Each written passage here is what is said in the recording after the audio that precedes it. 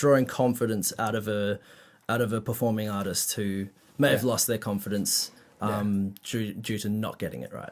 Yeah. What are some practical things we can do? Well, I mean, it's being able to get different. I think it's just what we talked about, how we get different out of them rather than going, oh, that's a horrible take, because that's going to kill everyone's vibe and it's going to kill their confidence straight away. It's going like, it's great. It's great for the take. Awesome. Let's try something different. Let's try this over here. Let's try this over here. Yeah. So learning different ways to say no that sound very much like yes is really, really good. Right. Modal shifts, so going, let's turn the lights off, let's get you to stand up, let's get you to sit down, let's get you to crouch, let's try these different microphones, have a tea. All that, you just, who knows what's going to be the thing that jolts them into place. Sure. And you try and do as much as you can. You try and work as hard as you can. People are emotional. And you don't want them to crack, and you don't want to destroy their voice, but sometimes especially it's the voice which is the hardest one, because the voice has no technique that we can see. It has no physical technique where it's like, when I play piano, this is how the C chord goes. I know what that looks like. This is what I do. Yeah. Whereas the vocal, you're like, I don't know what that looks like. The best is I know what the sensation is like. So it's often really hard to go like, well, just do that. Do what? Yeah. I think having them maybe recall a live situation, or, I mean, for me, I know that like I sing really, really well in a particular frame of mind. So when I'm playing piano and I'm not really focusing on my vocal as much, I know that I'm a bit freer, and I know that my vocal isn't so like restricted, and I'm not thinking so hard, and I don't like, you think so hard that you just don't know how to sing anymore. So I think doing something physical that helps them get out of that place is really cool. Maybe a singer who's a singer-songwriter, guitarist, and is used to playing on stage with their guitar and singing their song along, but you want to capture a take that is clean without guitar. I had this idea a while ago where somebody was like that, and I'm like, they couldn't like deliver their take without it, and I just thought it would just be great to have a guitar with no strings on it. Yeah, they could just put it on them and just there's nothing, but they have that feeling of like, this is my safety blanket. And totally. Sometimes we need tricks. Yeah. Because we're not all Celine Dion. Don't want to be. Celine. As a producer, what do you consider is the most important factor in the producer-artist relationship? I think that's trust. I think you have to have trust.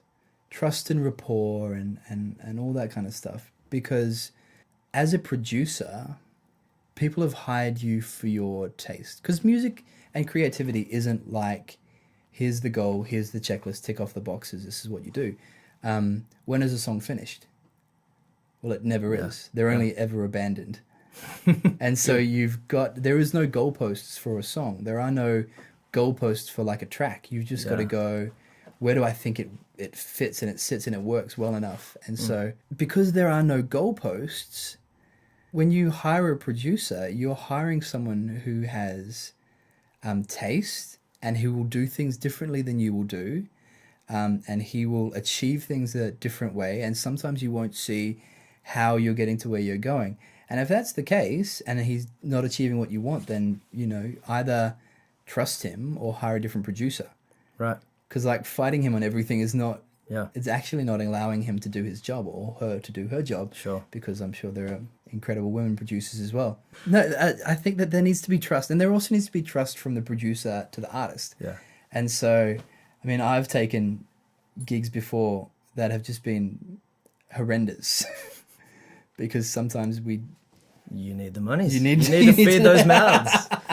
We know how it goes. Yeah. But and I think that sometimes that you go, well, we either trust this person, or maybe this is not someone that I should be working with because this is more pain than it's worth. Yeah. And so trust both ways is really important, I think. Absolutely. When you encounter a tricky situation in a creative context of a recording studio, you're the producer and I'm the artist, and you've got a certain idea about where this track should go. Yeah. But then the song, I've come in with my song. This is my baby. I've worked on this for 10 years. Yeah. You know, I've been laboring over this thing. Yeah. And then you come in and you've got a different vision to me. Yeah.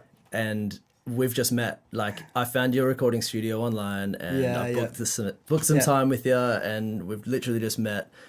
What can you do to put me at rest as a agitated songwriter who's got their baby of 10 years in your hands? Yeah. I I think one of the things you can do is win a Grammy. Yeah.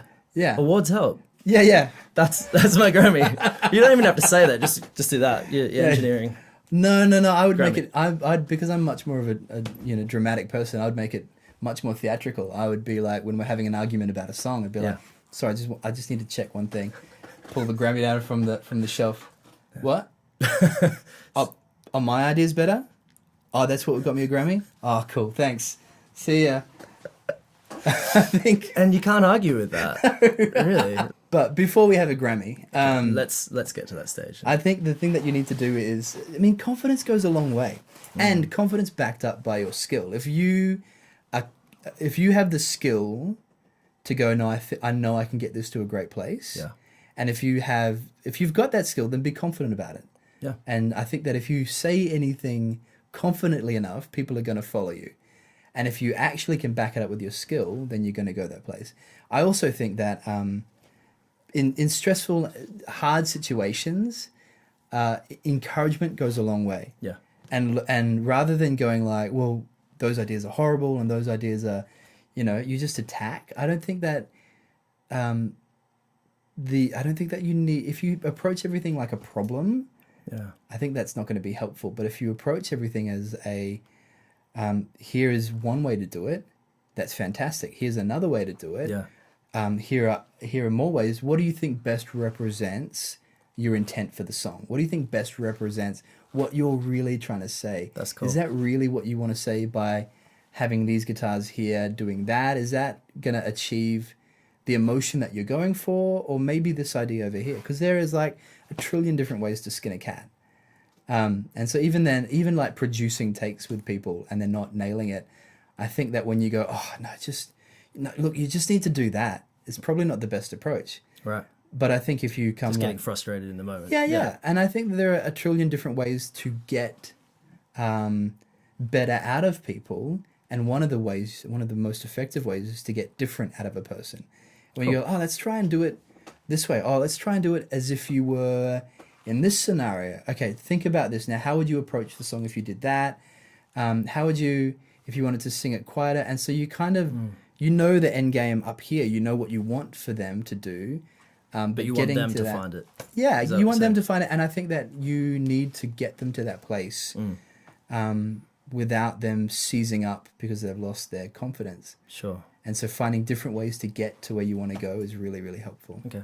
One of those relationships that's always, it's hard. It's what they don't teach you that in like mixing school. No.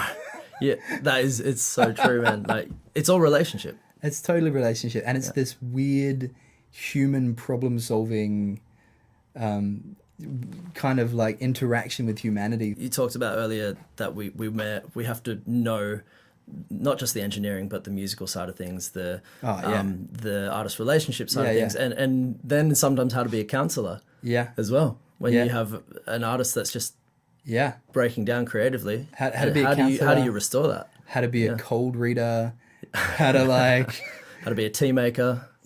Oh my gosh, you need to know how to make tea. You absolutely need to know how to be a responsive human being. Like, I think even I think that our tendency as human beings is to, like, when you're talking to me, I'm already plotting what I'm trying to say in response.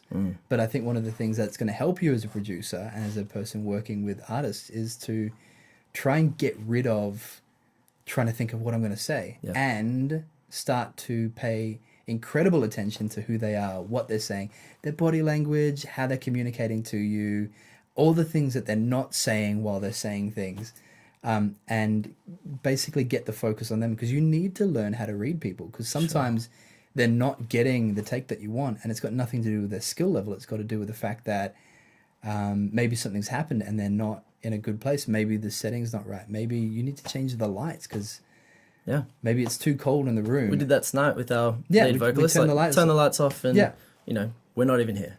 Yeah. And it was cool. And it's reading those little micro signals that go, I think this person actually needs to be in this environment, environment. Sure. It's the dark arts of making records. Which it's that human element. So if you're a creative songwriter or anybody out there who has highly strung emotions, which is pretty much all of us, you know, my advice, especially like to songwriters and artists approaching studio time and working with a producer and things like that, is being open.